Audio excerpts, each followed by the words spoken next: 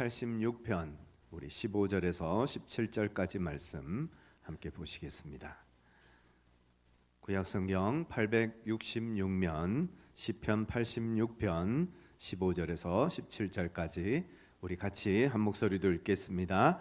그러나 주여, 주는 긍휼히 여기시며 은혜를 베푸시며 노하기를 더디하시며 인자와 진실이 풍성하신 하나님이시오니 내게로 돌이키사 내게 은혜를 베푸소서. 주의 종에게 힘을 주시고 주의 여종의 아들을 구원하소서. 은총의 표적을 내게 보이소서. 그러면 나를 미워하는 그들이 보고 부끄러워하오리니 여호와여, 주는 나를 돕고 위로하시는 이신이이다. 아멘. CBS 새롭게 하소서 전일의 자매 간증입니다. 전일의 자매는 어려서부터 영어 유치원을 다닐 정도로 경제적으로 괜찮은 가정에서 자랐습니다. 그런데 영어 유치원을 다니면서부터 비극이 시작이 됩니다. 유치원 다녀오면 엄마가 꼭 딸에게 영어 단어 암기를 시키는 겁니다. 그런데 단어를 잘 외우면 칭찬을 하고 단어를 외우지 못하면 1시간이고 2시간이고 폭행을 가하기 시작합니다. 유치원생 딸의 머리채를 잡고 거실에서 방까지 끌고 다닐 정도로 엄마는 딸을 그렇게 모질게 폭행을 가했습니다. 엄마가 화가 나면 그냥 손에 잡히는 뭐든지 들고 딸을 때렸다고 합니다. 그걸 지켜보는 아빠는 말리기는커녕 아무 말도 하지 않았다라고 합니다.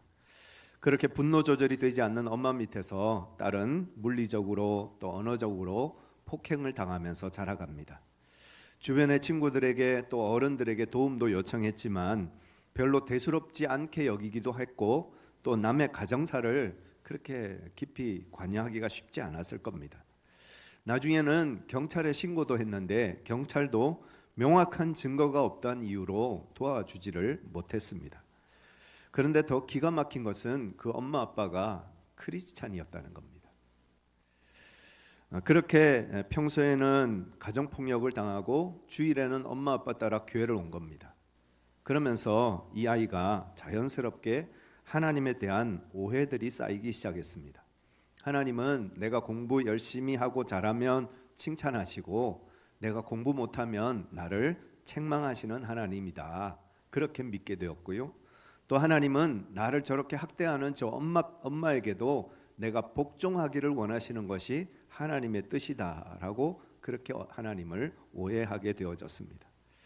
처음에는 엄마가 딸이 잘 되라고 또 공부 열심히 잘해서 훌륭한 사람 되라고 때리는 줄 알았다고 합니다. 그런데 알고 보니까 이 엄마가 자신의 학벌 컴플렉스를 딸을 통해서 극복해 보려고 했던 겁니다. 그래서 그렇게 지독하게 딸을 공부를 시킨 거였고요. 또 자기 분노 조절이 안 되니까 그 분노 조절이 안 되어서 그렇게 딸을 때렸던 겁니다. 결국 이 딸은 나는 엄마의 분풀이 샌드백이다 라는 생각을 하기 시작했습니다. 그러면서 나는 아무것도 아니야, 나는 쓸모없는 존재야, 나는 죽어 마땅한 존재야 하면서 죽음을 생각하기 시작했습니다.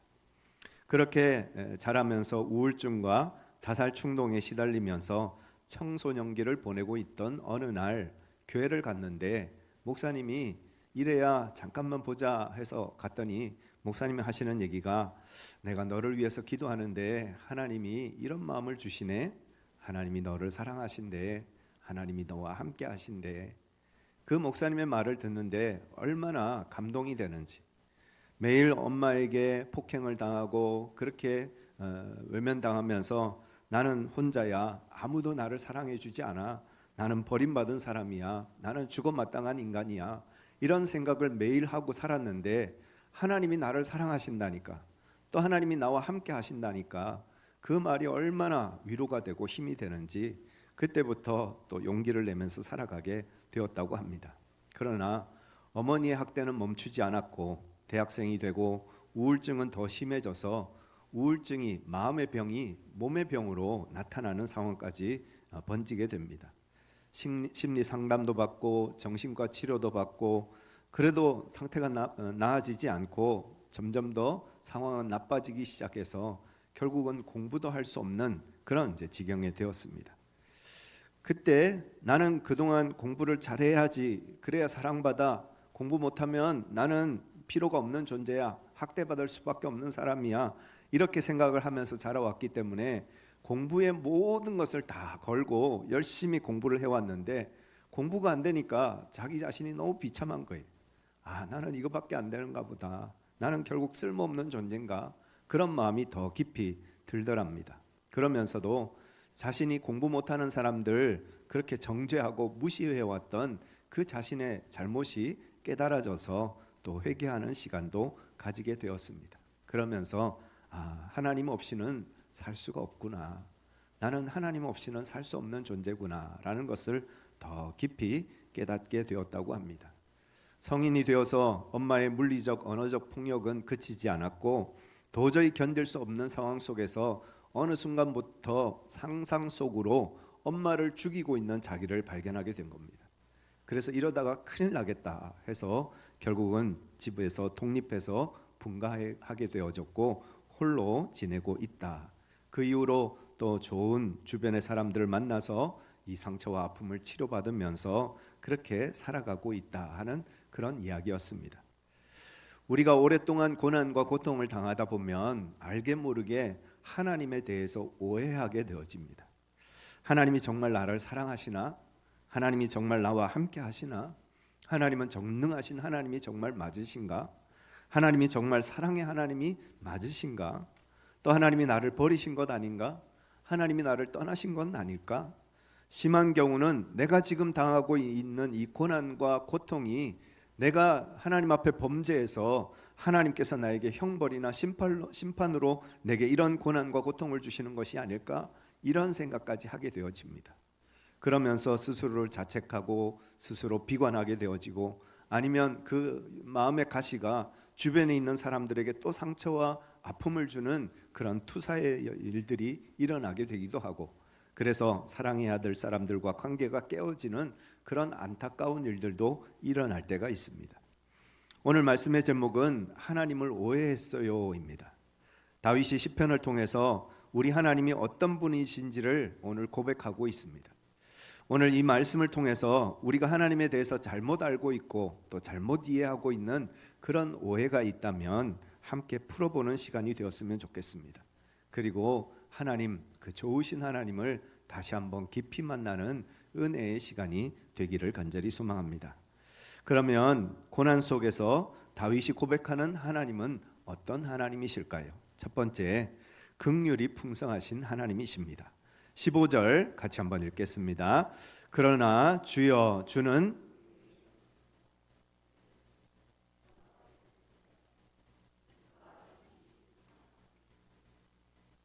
시편 86편은 다윗의 시편입니다. 다윗이 고난과 고통 가운데서 하나님께 부르짖어 기도하는 내용입니다. 다윗이 어떤 고난과 고통을 당했는지 정확하게 알 수는 없습니다. 그러나 오늘 본문을 보면 몇 가지 힌트를 발견할 수 있습니다. 86편 1절을 한번 보시면요, 같이 한번 읽겠습니다. 여호와여, 나는 가난하고 궁핍하오니 주의 귀를 기울여 내게 응답하소서. 가난은 물질적인 가난을 말하죠. 궁핍은 심리적인 가난을 말합니다. 지금 다윗은 물질적으로도 심리적으로도 매우 가난한 상태다라는 것입니다. 7절을 또 한번 읽겠습니다. 같이 읽겠습니다. 나의 환난 날에 내가 주께 부르짖으리니 주께서 내게 응답하시리이다. 여기서 환난이라는 단어는 샤라라는 단어인데요, 좁음, 협착함, 고난, 재난, 어려움, 적들의 압박, 이런 뜻을 가지고 있습니다. 다윗은 마치 좁고 깊은 함정에 빠진 것처럼 원수들에게 둘러싸여서 꼼짝달싹할 수 없는 그런 어려움을 겪고 있다라고 고백하고 있는 것입니다. 14절을 또 한번 보실까요? 같이 읽겠습니다.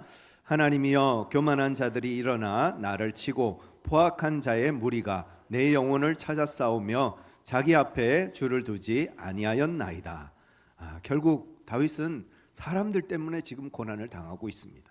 자기를 둘러싸고 있는 많은 사람들이 자기를 해치고 자기를 죽이려고 하는 그 어려움 속에 놓여져 있다라는 것을 우리가 깨닫습니다. 이러한 상황 속에서 다윗은 하나님 앞에 부르짖어 기도하고 있습니다. 우리가 만약 이런 상황을 만난다면 보통 우리는 이런 생각을 할 겁니다. 하나님이 나를 버리셨나? 하나님이 나를 떠나셨나? 왜 하나님이 나를 도와주지 않으시지? 왜 나를 이 고난과 고통에서 건져주지 않으시지? 하나님이 나를 싫어 버리셨나? 하나님 어찌하여 나를 버리셨습니까? 이런 고백을 하게 될 때가 있습니다. 그러나 우리가 비록 고난당하고 고통당할 때에도 하나님은 우리를 떠나지 않으시고 우리를 버리지 않으십니다. 그 고난 속에, 그 고통 속에 우리와 함께 하시는 분이 하나님이시라는 것을 우리가 믿고 확신할 수 있기를 바랍니다. 하나님은 긍휼이 풍성하신 하나님이라 했습니다. 이 긍휼이라는 말을 히브리어로는 라함이라고 부릅니다. 그 뜻이 뭔가 하면 창자, 내장 이런 뜻입니다. 긍휼은 창자, 내장 이런 뜻을 가지고 있습니다. 여러분 단장이라는 말 들어보셨죠? 단장의 미아리 고개 하면 들어보셨을 겁니다. 그죠? 단장, 이 말이 어디서 나온 말인가 하면 중국 진나라의 환온이라는 사람이 촉을 정벌하러 갔다가 돌아오는 길에 한 마을에 들렀는데 병사 중 하나가 원숭이 새끼 한 마리를 잡아온 겁니다. 그런데 그 원숭이 새끼 한 마리를 잡아서 가지고 장난도 치고 막 그랬겠죠. 그래 묶고 다니면서 끌고 다니면서 그랬겠죠. 그때부터 저 멀리서 어미 원숭이가 그 새끼 원숭이를 따라오는 거예요. 그래서 100여리가 넘는 먼 길을 그 어미 원숭이가 새끼 원숭이를 따라왔습니다. 그리고 마침내 강에 이르러서 이제 강을 건너야 하기 때문에 새끼 원숭이를 배에 태웠는데 배가 막 떠나려고 하는데 그때 그 어미 원숭이가 쓰러져 죽어버린 거예요. 그래서 그 어미 원숭이가 왜 죽었는가 해서 배를 갈라봤더니 뱃속에 창자가 다 갈기갈기 끊어져 있더라는 거예요. 거기서 나온 말이 단장이라는 말입니다. 어미 원숭이가 새끼 원숭이를 잃어버린 그 절규와 그 탄식, 그 아픔 속에서 그 창자가 다 갈기갈기 찢어지는 그 아픔을 겪었다 해서 단장이라는 말이 나왔습니다. 자식을 향한 어머니의 사랑을 말하는 거죠.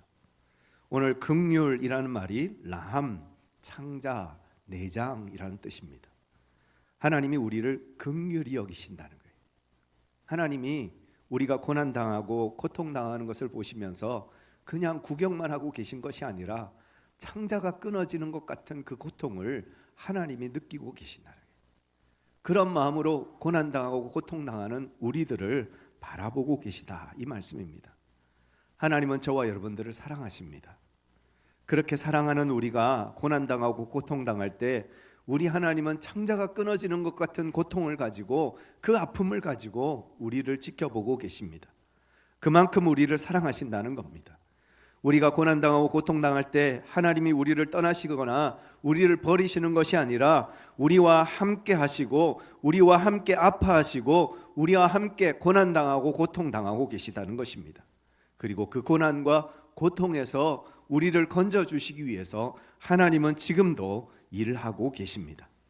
그 하나님의 단장의 사랑을 우리는 예수님의 십자가를 통해서 보게 되어집니다. 하나님이 우리를 얼마나 사랑하시는지 예수님의 십자가를 보면 알 수 있죠. 하나밖에 없는 독생자를 주시기까지 우리를 사랑하신 그 하나님이 우리를 사랑하셔서 독생자를 내어주셨고 예수 그리스도가 그 십자가 위에서 못에 박히고 온몸이 찢겨지시는 그 고통과 아픔을 겪으시면서까지 우리를 구원하시고 우리를 사랑하신 그 놀라운 사랑을 십자가를 통해서 보여주셨습니다. 그 하나님의 사랑, 그 하나님의 긍휼을 우리가 기억하면서 어떤 고난과 고통 가운데 있을지라도 주님 바라보며 예수님의 십자가 의지하며 믿음으로 일어서는 저와 여러분들 되시기를 간절히 축원합니다. 2000년 시드니 올림픽 여자 다이빙에서 우승한 미국의 로라 윌킨슨이라는 선수가 있습니다. 그녀는 올림픽을 3개월 앞두고 오른쪽 다리에 골절상을 당해서 병원에 입원하게 됩니다. 코치들이 그녀에게 너는 올림픽 출전을 할 수 없다라고 선언을 했습니다. 그러나 그녀는 올림픽에 꼭 가고 싶었던 것 같습니다. 너무 올림픽에 출전하고 싶어서 제발 저에게 기회를 달라고 그렇게 간청을 했고 그때부터 하루에도 수십 번씩 성경을 묵상하고 그 성경 말씀을 읽고 성경 말씀을 외치면서 재활의 시간들을 가집니다. 그리고 결국 3개월 만에 재활을 성공하게 되어지고 올림픽에 출전을 했는데 놀랍게 예상하지 못했던 금메달을 따게 되어졌습니다. 그녀가 병상에 누워서 매일 읽고 묵상하고 선포했던 말씀이 무엇인가 하면 빌립보서 4장 13절 말씀, 우리 같이 한번 읽어보실까요? 내게 능력 주시는 자 안에서 내가 모든 것을 할 수 있느니라. 이 말씀을 매일 읽고 또 묵상하고 또 외치고 또 외치고 또 외치면서 재활 훈련을 했을 때 그 짧은 시간 동안 회복의 은혜를 허락하여 주시고 결국 금메달까지 따는 놀라운 영광을 얻었다라는 그런 고백이었습니다. 우리가 고난 중에도 하나님을 믿고 신뢰하며 하나님을 의지할 때 그 고난이 영광이 되게 하시는 하나님의 은혜를 우리에게 허락해 주시는 줄 믿습니다. 고난 가운데 있는 우리를 위해 창자가 끊어지는 것 같은 고통 가운데 우리와 함께 하시는 그 하나님 믿고 신뢰함으로 고난 속에서도 주님 앞에 나아가시는 여러분 모두가 되시기를 예수님의 이름으로 축원합니다. 두 번째 만난 하나님은 은혜가 풍성하신 하나님이었습니다. 16절 같이 한번 읽겠습니다. 내게로 돌이키사 내게 은혜를 베푸소서 주의 종에게 힘을 주시고 주의 여종의 아들을 구원하소서. 시편 86편에는 은혜라는 단어가 계속해서 반복됩니다. 헤세드라는 단어인데요, 다윗은 고난 중에도 하나님의 인자하심과 신실하신 사랑을 신뢰했고 그렇게 주님 앞에서 늘 기도하는 삶을 살았습니다. 3절을 한번 보실까요? 3절 같이 읽겠습니다. 주여 내게 은혜를 베푸소서 내가 종일 주께 부르짖나이다. 5절입니다. 주는 선하사 사죄하기를 즐겨하시며 주께 부르짖는 자에게 인자하심이 후하심이니이다. 13절입니다. 이는 내게 향하신 그 주의 인자하심이 크사 내 영혼을 깊은 수월에서 건지셨음이니이다. 17절입니다.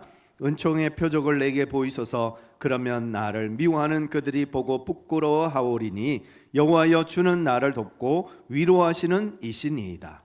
다윗은 고난 중에도 늘 하나님 앞에 기도합니다. 아무리 힘들고 어렵고 고난 가운데 있을지라도 하나님의 은혜를 기대하며 하나님께서 은혜 베푸실 것을 믿는 믿음을 가지고 계속해서 기도하기를 중단하지 않았다는 것입니다. 그리고 그 은혜 속에서 역사하시는 신실하신 하나님을 다윗은 만났습니다. 빅터 프랭클릿은 죽음의 수용소, 인간의 의미 탐구라는 책이 있습니다.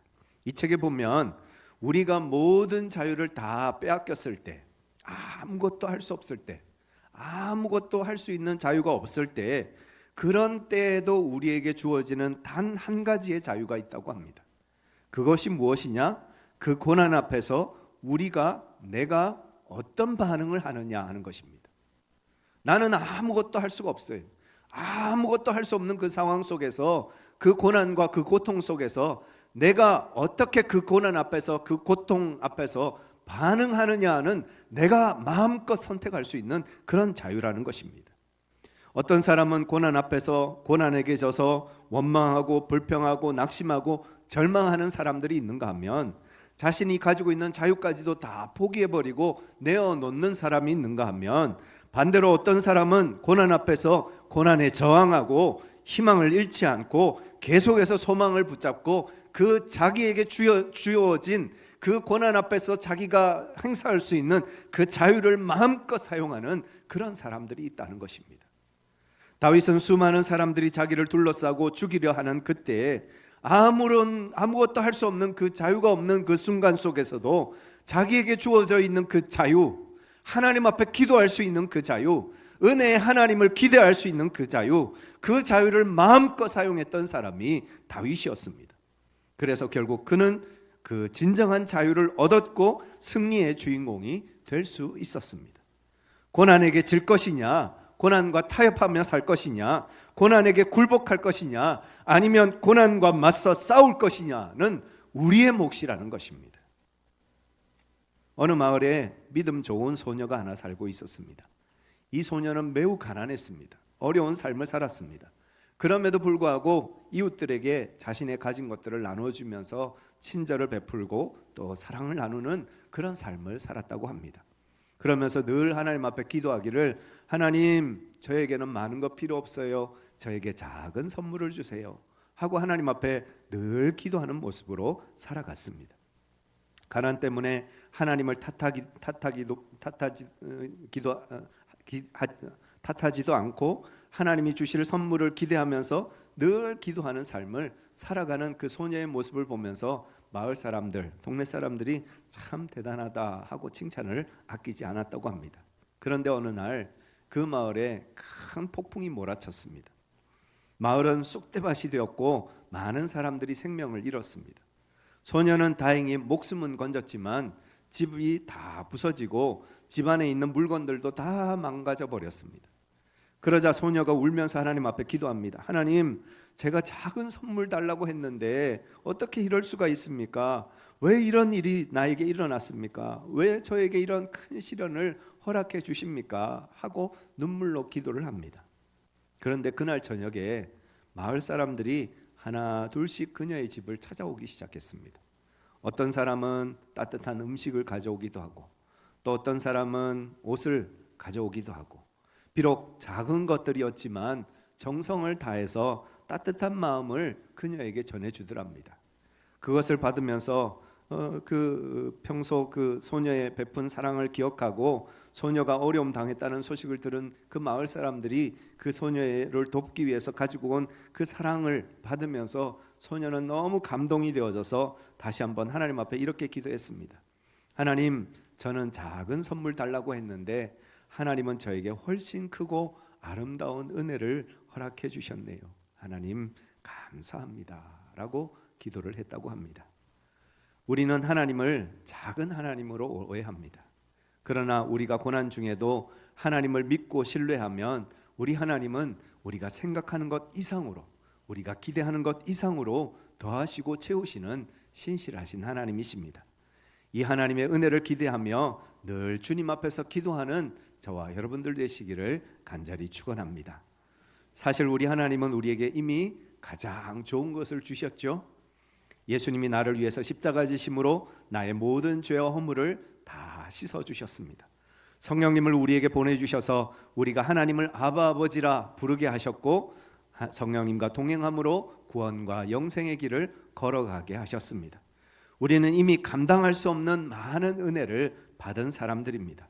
그러나 그럼에도 불구하고 우리가 하나님의 은혜를 기대하며 기도할 때 하나님은 더 좋은 것을 주시겠다 약속하고 계십니다. 고난 중에도 주님 주시는 은혜를 기대하며 끝까지 믿음으로 기도하고 간구하는 저와 여러분들 되시기를 우리 주 예수님의 이름으로 간절히 축원합니다.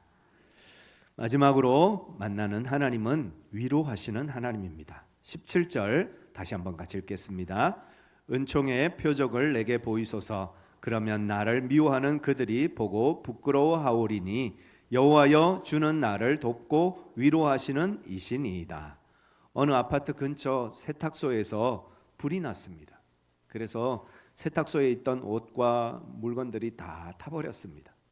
며칠 후에 아파트 벽보에 사과문이 붙었습니다. 사과문에는 불이 나서 옷이 다 타버려서 죄송합니다.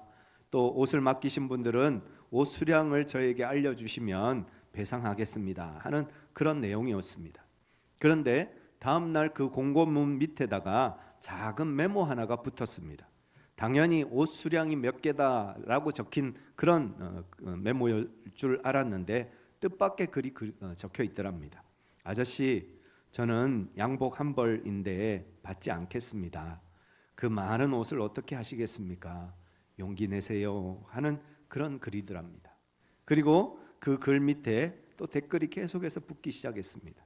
다 위로하고 격려하는 그리고 자기의 옷을 포기하겠습니다 하는 그런 이제 글들이었습니다. 그리고 며칠 후에 어떤 분이 그 세탁소 아저씨에게 격려금을 전달했다 하는 소문이 또 아파트에 막 퍼지기 시작했습니다. 그러자 여기저기서 또 봉투를 가지고 가서 격려하고 도움의 손길을 베풀기 시작했습니다. 그러면서 이제 얼마 뒤에 아파트 벽보에 또 한 장의 공고가 붙었습니다. 거기에는 이렇게 쓰여져 있었습니다. 감사문. 주민 여러분 고맙습니다. 월남전에서 벌어온 돈으로 어렵게 일궈낸 세탁소였는데 한순간에 모두 잃고 말았습니다. 하지만 여러분의 따뜻한 사랑이 저에게 삶의 희망을 주었고 저는 다시 일어설 수 있었습니다. 꼭 은혜에 보답하겠습니다. 사과문이 감사문이 된 겁니다. 우리 하나님은 이렇게 고난이 축복이 되게 하시는 분이십니다. 고난이 영광이 되게 하시는 우리 하나님이십니다. 그 하나님 의지하며 걸어가는 우리 모두가 되기를 간절히 소망합니다. 처음에 소개해드렸던 전일의 자매 간증이 끝날 때쯤 새롭게 하소서를 진행하는 주영훈 집사님 다 아시죠? 이분이 그런 얘기를 하시더라고요. 감정의 도화지를 하얗게 만들고 그 도화지에 예쁜 그림꽃을 그리며 살아가야 하지 않을까요? 자녀에게 부모는 마음의 고향과 같습니다. 그런데 부모가 자녀에게 폭력과 폭행을 가하면 자녀는 마음의 고향을 잃게 됩니다. 그리고 부모의 폭력은 자녀에게 영구적인 상처와 트라우마를 남깁니다. 자신의 존재를 부정하게 되고요. 또 그 아픔과 상처가 가시가 되어서 또 다른 사람을 찌를 수밖에 없습니다. 그리고 결정적으로 자기가 부모가 되면 좋은 부모로 살아야 되는데 자기 안에 있는 그 쓴뿌리와 쓴 가시가 결국은 자기의 자녀들에게 또 그대로 나타나는 경우들이 종종 있습니다. 전일의 자매는 지금도 어머니를 만나지 않는다고 합니다. 만나면 아직도 엄마는 딸을 괴롭히고 딸은 엄마를 죽이고 싶은 마음이 또 일어나기 때문에 차라리 만나지 않는 게 낫겠다고, 만나서 미워하고 저주하느니 차라리 멀리서 그리워하는 것이 훨씬 낫겠다고 생각해서 지금도 만나지 않는다고 합니다. 그렇게 헤어져 지내는 시간이 길어지다 보면 분노의 감정도 어느 정도 희석이 되겠죠. 미워하는 마음도 어느 정도 사라질 때가 오지 않겠습니까? 그렇지만 아픈 기억과 상처는 잊어버린다고 해결되는 게 아닙니다. 사실 잊는다고는 하지만 잊혀지지 않는 거죠. 결국 아픈 상처와 기억은 치유받아야 합니다. 그래야 그 자리에 새로운 그림을 그릴 수 있기 때문에 그렇습니다. 여러분, 우리가 얼굴이나 몸에 상처가 나면 뭘 붙이죠? 밴드를 붙입니다. 그런데 밴드가 상처보다 작습니까? 큽니까? 보통은 상처보다 훨씬 큰 거를 밴드를 사서 붙입니다. 마찬가지로 우리가 사람에게 또 세상 가운데서 받은 상처를 치유받으려면 큰 치유자에게 나아가야 한다는 것입니다.